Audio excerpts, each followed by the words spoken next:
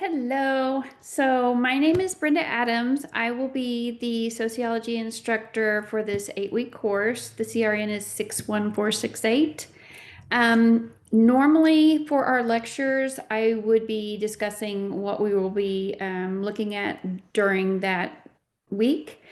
But for this first week, even though you are going to be working on chapter 1, I've decided to go ahead and just give an overview of the syllabus because I know most of my other classes I'm doing this, and I just thought that it would be better for us to get that out of the way. And next week we will start with lectures over the chapters. So I'm going to share my screen. So this will be our syllabus. And hopefully there won't be too many questions. So as I said, the class is 61468. It's totally online, 8-week course. There is my name, Brenda Adams. I'm an LMSW. My pronouns are she, her. If you have certain pronouns that you would like me to address you by, just let me know. I am in Shipley Hall on campus, room 303.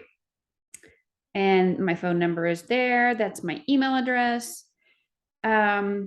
These are my office hours. So I will be on campus 5 days a week. These are my designated office hours. So if you needed to talk to me about anything, you had any issues, you can pop in or make an appointment. But those are my times that I will definitely be there. So this is a course description. Basically, it's just to familiarize you with the keys to understanding social life. So I know that when I had to take sociology, I thought it was just one of those, you just got to take the course and tick the boxes. But hopefully we will be able to look at some, different things that we might not think of as being part of sociology. We'll be able to look at, social groups and how they affect us and how they affect our lives, and social structures and social interaction. And I find that kind of, it's just fascinating to me. So you might not think it's fascinating, but hopefully you won't be totally bored. And as I said before, this is an 8-week class, so it's going to be fast and furious. So hopefully you'll get a little bit out of it and you'll be able to retain some of that information. There is not a prerequisite for this course. Our learning outcomes are describe the key differences in functionalist, conflict, symbolic interactionist, and postmodern perspectives on contemporary life. And those are just different theories in sociology. And I know they might sound like a big deal, but you'll learn who represents each one of those and what they stand for. We're going to discuss sociological imagination and how we develop that, and global sociological imagination. Give examples of cultural diversity in the United States and other regions of the world. And I think this is huge, especially at NEO. We have such a huge, diverse population of different types of students. And I know when I initially went back to college, when you live in small areas, sometimes you forget that our world is diverse. We do live with people from all over the world, especially in the United States. We are a melting pot. And I think that a lot of the times people are afraid of what they don't know. And I know that a lot of people, you don't know what you don't know. You don't know about different cultures until you learn about them. And the more you learn about things, the more comfortable you are with them. And that's one of the things that I really enjoy about sociology, that we get to learn, not about how we get to learn about ourselves and how we interact in the world, but we also get to learn about different cultures and how they interact. And I think that's really cool. So we will also distinguish ways in which technological changes affect culture in a single nation and throughout the world. So it's America, the world, it's everything that has to do with social interactions. So this is our book. You will need the book. Everything we do comes out of the book. So you can get that online if you have the SIN gauge. It's in with those textbooks. There's the ISBN number if you wanted to get it somewhere else. If you have more than one course with a Cengage book, it might be more economical to get that through the bookstore, and then you'll have more of your books on there. If you just have this one book, it might be better to rent it from somewhere like Amazon. I know that was always one of the best things that I did. It's sometimes a lot cheaper. NEO also has Smart Thinking, which is their online tutoring service, and you get a certain amount of hours for free, but you can also buy more hours if you need to. So as we know, this is an online course. So our communication is through email or online. You can contact me and I should respond within 24 to 36 hours. Usually you email me, one day I will respond within that day, Monday through Friday. It might take a little bit longer on the weekends, but I'll try to make sure that I, will get back to you. If you have any questions about, grades will be updated pretty quickly, and posting grades on assignments should be done quickly too. Let's see what else we have here. So expectations for an online course. As I said, 8-week courses can sometimes be a shock if you have not done them before. If you have, you know what to expect, and and I always use fast and furious because that's what I feel like they are. They're fast and furious. You get in, you're learning the same amount of information as other students do during a semester. So we don't water it down. You have to learn the same outcomes that everyone else does. And sometimes when you look at the course calendar, it can be overwhelming. So one of the things I'm going to say is that you need to stay on top of that. I will release everything in Canvas on Saturdays. Everything is due on Fridays. There may be some exceptions, but most of the time discussions are due on Friday at 11:59. Most assignments are due on Friday at 11:59. And as long as you are looking on Canvas, you will know when certain things are supposed to be due. But it's a given, discussions are going to be at that time. So you have a Saturday from one week till Friday on the next week to complete those assignments. And that's 7 days. And even though this is a very fast class, if you set aside time for this class, they say, I think it's like 6 to 9 hours on this class alone. And that's because you're not in person. And that might sound like a lot. And you might not be able to devote that much attention to this class. But if you set aside time, I know that a lot of you take online classes because you have work or you have families. And I totally understand that. I did the same thing. But I think if you, make yourself a schedule and set it aside, this is when I do this sociology class, it will help you out immensely. You take time, if you take time for your family, you also take time for this, and it's just going to go a lot smoother. There are the first 3 modules. There are 4 modules in this course. The first 3 modules, the exams will be on Canvas, and you won't need a lockdown browser for those. We have 1,000 points in this class, and there's the grading scale. So as I said, the course is set up with 4 modules, and it's broken down into different chapters of the book. So for the first module, it's chapters 1, 2, and 3. For this first week, it's chapter 1. So since I am doing this as my lecture time, you will be responsible for reading chapter 1, and I will put a PowerPoint on there for you guys to look at if you need that. We will have 2 quizzes in this module. We will have a library assignment. We will have an exam, and we'll have discussions throughout those weeks. So this week we have 2 discussions due. They're very simple. Basically, you introduce yourself in one, and the other one, you're going to tell me your likes or your dislikes about discussion posts. I can say a lot of people love them, but there are just as many people that hate them. But it is a requirement in an online course. I have to be able to see the interaction between students, and I need to be able to make sure that you're understanding the concepts that I'm putting forth. We have 10 discussions, do all 10 discussions. you're good. And you get, if you do these two in this week, you already have 20 out of the way, 20 points out of the way for that. And there's the 1,000 points. Grades will be posted on Canvas. Assignments will be found on the syllabus or on the modules in Canvas. And for the specific, like there's a research paper in module 2, there's a research paper in module 3. These are going to be short research papers, but we need to be able to understand that you know how to do research, which you're going to learn how to do in the library assignment. And we will have short papers do those next 2 modules, so we can make sure that you understand.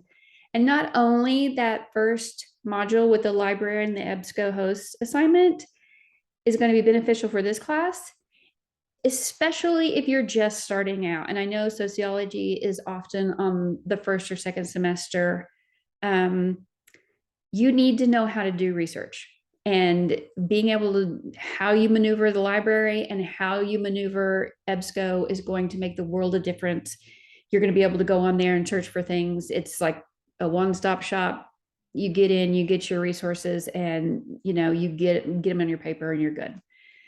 If you don't know how to do that when you go on to university or a larger university, that's one of the things they're going to require.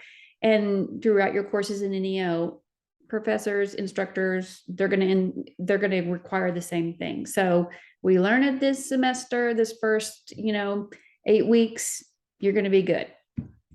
So the final exam will be a proctored final exam. That will be through Respondus.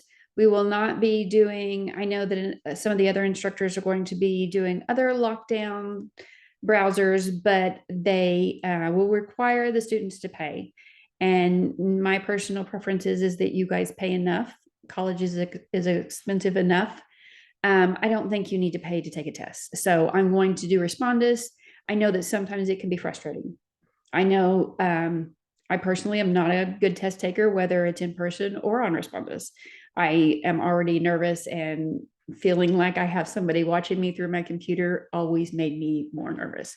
So if you have problems with that, we're going to make sure that everybody understands how you do that in the beginning. So, we can kind of cut down on that. The final exam is going to be opened on Monday, October 10th, and it will go until Wednesday, October 12th. So you have 3 days to take that exam. So you need to make sure that you set aside time to take that exam on one of those days. And the final exam is not on every module. It's going to be on our final chapters, which are 12, 13, and 16. There's more information about the lockdown browser. There are more guidelines. These will be things that you can read through on your own that will just kind of let you know what they look for. Don't wear baseball hats, don't wear anything to cover your face. They want to be able to make sure that you're, doing things the way that you're supposed to be doing it. So discussion boards, as I said, there are a total of 10 discussion boards at 10 points apiece. You're required to post to each of these discussion boards. Each discussion board prompt I'll give you a prompt. You will need to think deeply about it, use critical thinking skills about this certain topic that pertains to the week's chapters. And if you need to, you can refer to the rubric down below. We will get to that. You need to post by Wednesday for yourself and Friday to someone else. And you need to make sure that you post by Wednesday.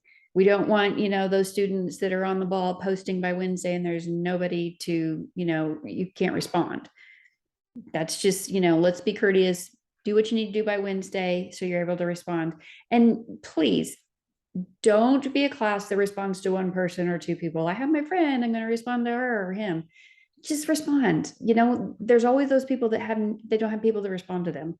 Just go down the list. Somebody hasn't responded to them, respond and move along. We don't need, 6 people responding to one person having a conversation back and forth. I don't want to see that. So here's the additional information on the discussion boards. The quality and relevance of your post. So if you post directly to the related discussion topic, 3 sentences, that's not a lot. I want to know that you're thinking critically about the prompt. You will receive the full 5 points for that. If it's not directly related to the response, it's like, I've had an awful week at work, or I'm not really into this, or blah, blah, blah. You're not going to get your points. And if you don't post at all, you're going to get a 0. So you also, the way you get those full 10 points is by posting to someone else. So if you just initially post, you're going to get 5 points. You need to respond to a classmate's post with appropriate comments and not just, yeah, I agree. You can agree, disagree, but let's elaborate a little bit. Yeah, if that's all you do is agree or disagree and it doesn't support a stance, you won't get the points that you need.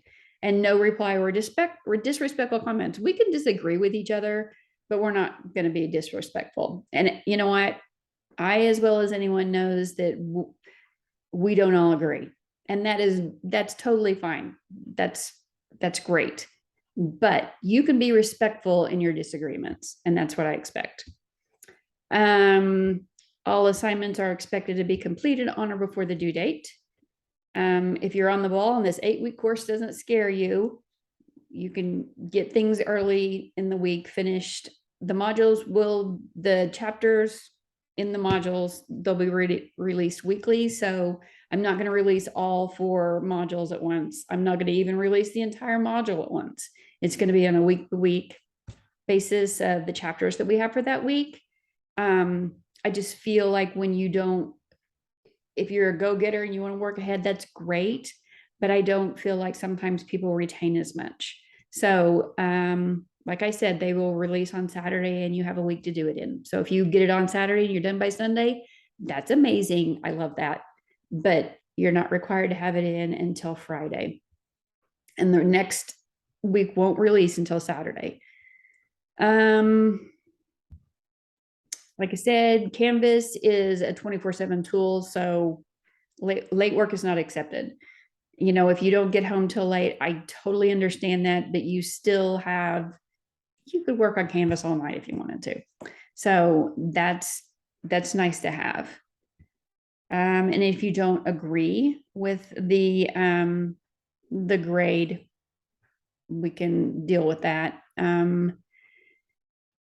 Any exception on late assignments is you have to have a valid excused absence. If you don't have that, it's not going to be excused. And if you have a valid excuse, you need to make sure that we are able to see what that is. So begin each week by opening the appropriate module. After opening the module, read through the brief description at the top in order to know what the week's learning objectives are.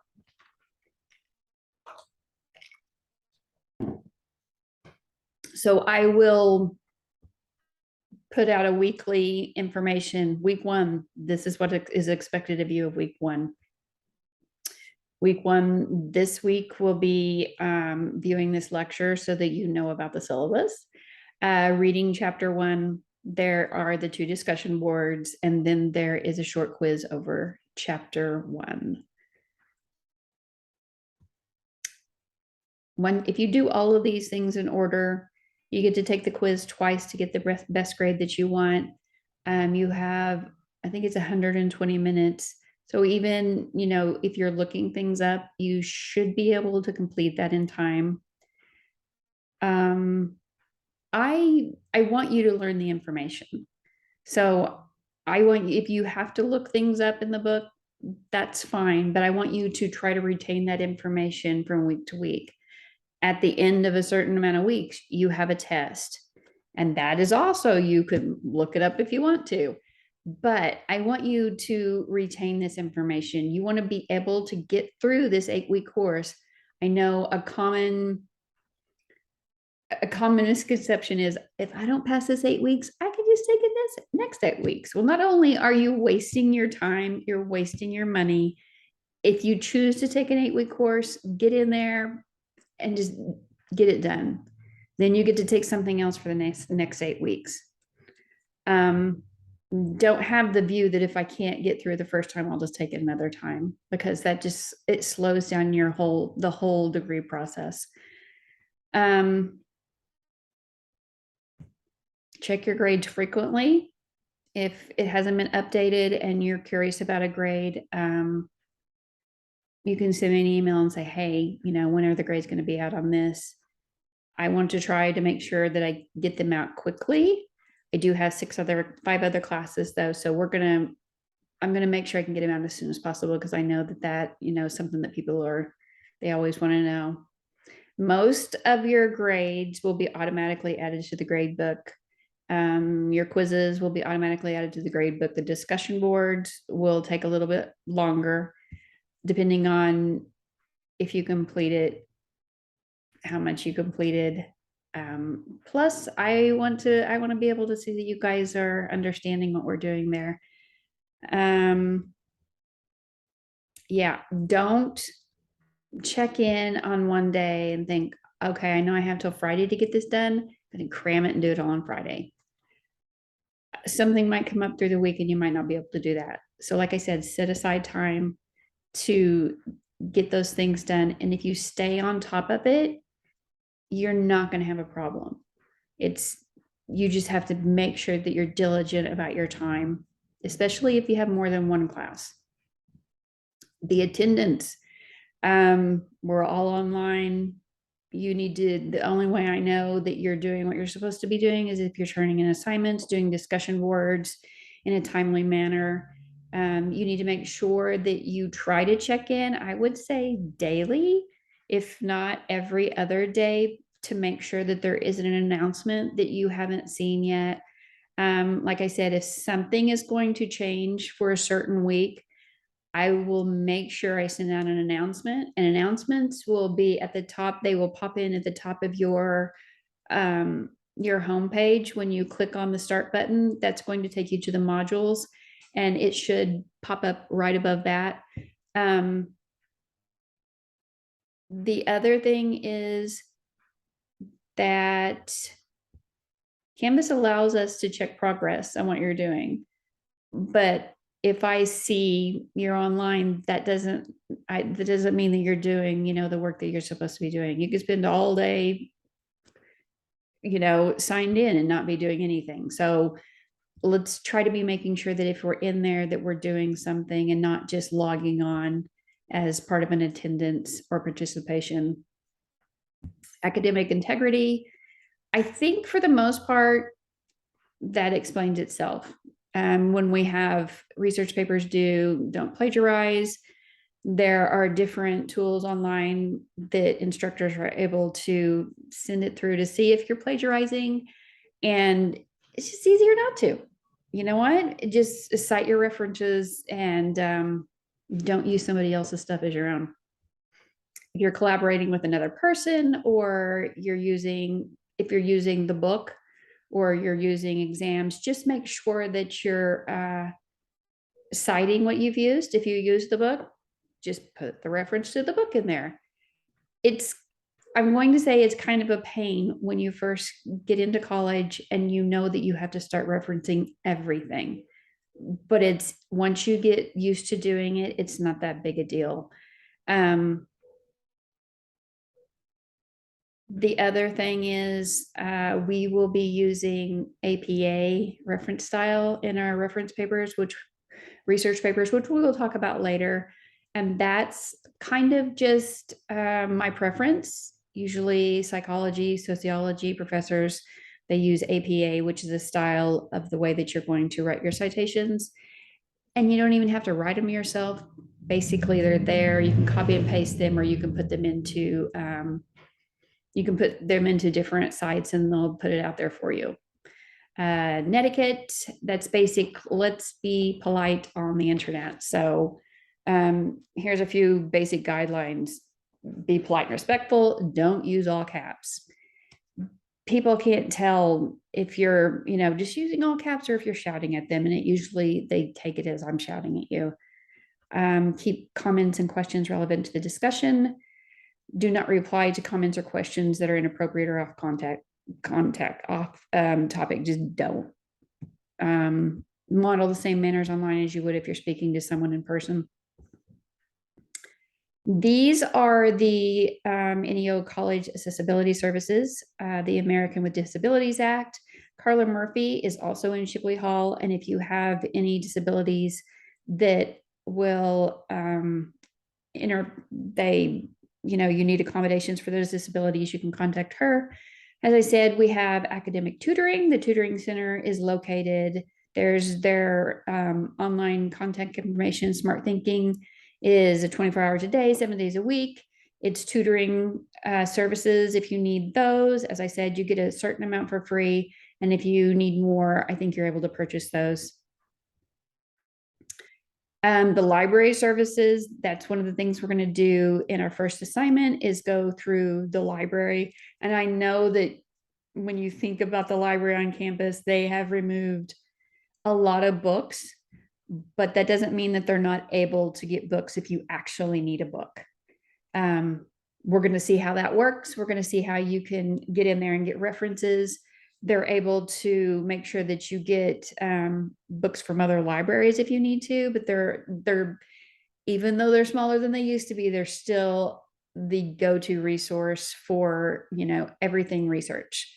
You can put things in on the internet, but you also get a lot of noise. You get a lot of stuff that you don't need, and these services are tailored to what you specifically need. So we're going to learn how to use those. Dropping the course or withdrawing from class. It's your responsibility to drop a course. I can't do it. If you decide you don't want to be in the class anymore and you just stop turning stuff in, you need to drop the class. If you do not drop the class, it's going to stay on your record. It's going to be there until you were able to get it off, or it's just going to be there. So it's just easier if you feel like you're not able to keep up with this course, just go ahead and drop the course. I can't do it for you. I would hate for you to get a certain amount of time in and find out that you are not able to complete the course, but you don't drop it. And then you have that on your transcript. So if you get in over your head, just drop the course. Incomplete grade policy. If a student has finished a substantial amount of the classwork and is not able to complete the class due to severe circumstances, the faculty member does have the option of awarding the student a grade of I, which is incomplete. At that time, an incomplete grade is awarded. The faculty member must submit an incomplete grade form to his or her departmental head, and the student has 1 calendar year to satisfy the requirements of the course. If the I grade has not been changed by the instructor to a credit-bearing grade within 1 year, the grade of an I will remain on the transcript permanently. The faculty member should monitor the progress of the students with an incomplete grade. So incomplete is much better than having that you just dropped the class. This is extenuating circumstances. It's not everybody's going to be able to use this. You also have to get the credit hours within a year. So if you find that you're not able to complete the course, you can drop it before the drop limit time, and there's not going to be any repercussions against you. But you need to do that in a timely manner because I can't do that for you. So this is our course schedule. This is week 1. It's broken down into the 8-week class. So this is what we will be covering the first week. We have the introduction to Canvas and the syllabus, which is what I'm doing now. We have chapter 1, the sociological perspective and research process, and the intro to the library and the EBSCO host. We're going to look through the syllabus and become familiar with Canvas, read chapter 1 and view the lecture and the PowerPoint.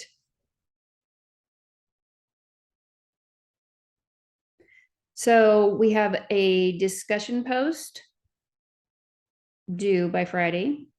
Discussion post 2 due by Friday. And like I said there, you need to remember to respond so that everyone has a chance to respond to you. So you make your post, everybody has a chance to respond. We also have a quiz due by Canvas by Friday. The intro to the library and EBSCO host is basically what I've said before. The library on campus, you're able to use anytime. They did remove a lot of books, but they're still able to get books.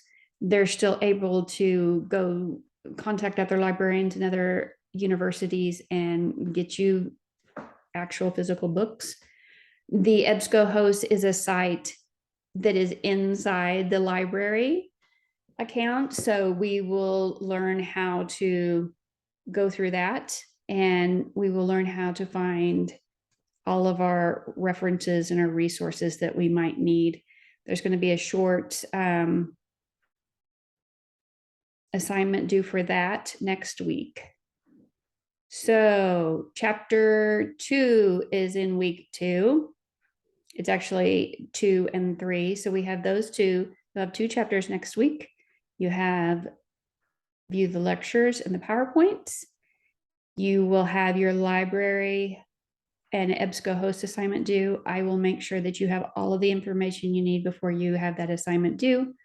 Discussion post number 3 is due, and discussion post number 4 is due. You also have, this is continued, module 1 exam. So module 1 is 1, 2, and 3. You will have module 1 exam due the second week, and module 1 quiz due also. So you have an exam and a quiz and 2 discussion posts and the library assignment. So even though you don't have a lot this week, you do have a lot going on next week. Week 3 is a little bit smaller. We have chapters 4 and 5. We have 1 discussion post and our quiz due. I tried to keep it so that we have not every week has so much going on. I've tried to kind of balance it out. Week 4, we have a discussion post, a quiz, and module 2 exam. Week 5, we're almost there. We had chapters 7, 8, and 9. We have 1 discussion post and a quiz. Week 6 is chapters 10 and 11. We have a discussion post, a quiz, the research paper, and the module 3 exam. And I know this seems like a lot. It seems like a lot to me when I was making it out, but it's 8 weeks. We have to remember that, and you can do it. Week 7. So week 7, we have chapters 12, 13, and 16. And those chapters are what will be on the final exam. So we have a discussion post there, a quiz there, and another discussion post. Those are your last 2 discussion posts. We have our module 4 exam open, and those are the days it's going to be open. You also have a Canvas quiz that same week due. So the exam will be open for 3 days, and then you have your module quiz due by October 12th on Wednesday. So that's it. Like I said, it's fast and furious, and try not to get too freaked out by it. And if you are a pro at 8-week classes, that is kudos to you, because I think it's a lot. But you know what? I want to do everything I can to make sure that you succeed in this class. And even though it is very fast, the good thing is that you get finished quick. So go through this again if you need to. If you have any questions, just let me know. Next week, I will put out a lecture on the chapters that we're doing for that week. I'll also put out a PowerPoint. We have chapter 1 PowerPoint that's going to be open this week. Like I said, the 2 discussion posts and a quiz. So those will open they open Monday, and then you have until Friday to get those done. This is a short week because it starts on Monday and we couldn't release it before then. So once you get those done, then on Saturday, I'll release the next week's lesson and you can start from there. So if you have any questions, just let me know. You can email me. My email's on the syllabus. It's on several other different places in Canvas. So if you need any help, just let me know. And good luck to you.